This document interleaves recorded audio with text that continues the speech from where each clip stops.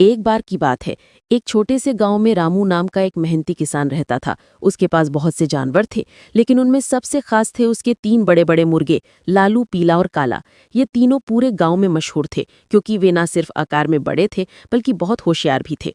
हर सुबह लालू सबसे पहले बांग देता, कुकड़ू कू। उसकी बांग इतनी तेज थी कि पूरा गांव उठ जाता और सूरज भी जैसे शर्माकर जल्दी निकल आता। एक दिन किसान रामू परेशान हो गया, क्योंकि खेतों में चिड़ियां आकर बीज खा जाती थीं।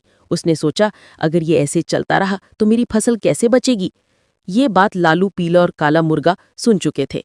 वे तीनों आपस में बोले, हम रामू किसान की मदद करेंगे। अगली सुबह से तीनों मुर्गे खेतों की रखवाली करने लगे। जैसे ही चिड़ियां आती, तीनों बड़े मुर्गे पंख फैलाकर जोर से दौड़ पड़ते। चिड़ियां डरकर भाग जाती और फसल बच जाती।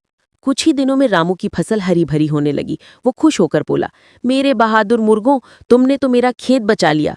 फसल पकने पर रामू ने तीनों मुर्गों के लिए दाने, फल और खूब सारा पानी रखकर एक छोटा सा उत्सव मनाया। मुर्गे खुश होकर नाचने लगे और उनकी खुशी देखकर पूरा गांव मुस्कुरा उठा।